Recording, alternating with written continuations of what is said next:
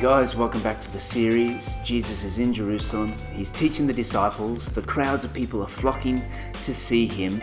And the teachers of the law, the Pharisees, are up to their usual tricks and they're coming to challenge Jesus. And we're picking up the story today in Mark chapter 11 from verse 27. They come to him and they ask Jesus, by what authority are you doing these things? Like, who do you think you are, Jesus, to come into our territory and do these things? Where are you coming from, mate? Who do you think you are? Jesus answers their question with a question of his own. They confer and then they realize that they can't answer that because they're afraid of what the people might think. So Jesus says, well, I'm not going to answer your question either. So they're left speechless. And then he goes on to answer their question by way of a parable.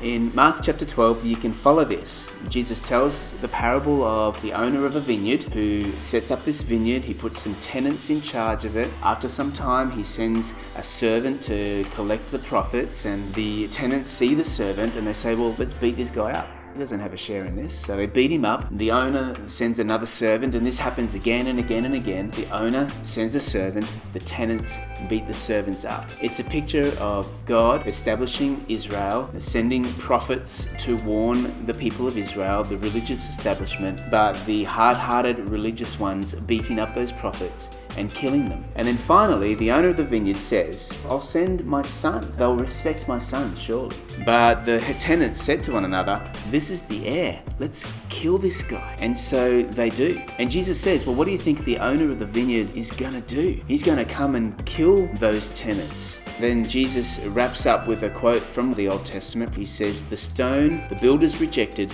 has become the capstone. And so in referring to this, Jesus is saying, you're asking me by what authority am I doing this? Well, that's the authority. I'm the capstone, man. I'm the cornerstone. That's the authority that I have. And these guys are shaken. Then they looked for a way to arrest him because they knew that he had spoken this parable against them. But they were afraid of the crowd, and so they left him and went away. Now, it seems to me that in the Gospels, when it comes to Jesus, there are three types of people. There are those who dismiss Jesus. He's not even on their radar. There are those like these guys who are out to get Jesus. They're challenging him at every point. And then there are those who are surrendered to Jesus. They come with open arms and open hearts, longing for an encounter with God's love through Jesus. My question to you as we go through these videos is, who is Jesus to you? What is your response to Jesus? Have you already dismissed him? Is he not even on your radar? Is he someone and what he stands for something that you feel the need to challenge and to harden your heart against, perhaps due to some offense or something that's happened to you in the past? Or are you coming with a soft heart, surrendered to the ways of God, longing for an encounter with God's love through Jesus? Who is Jesus to you?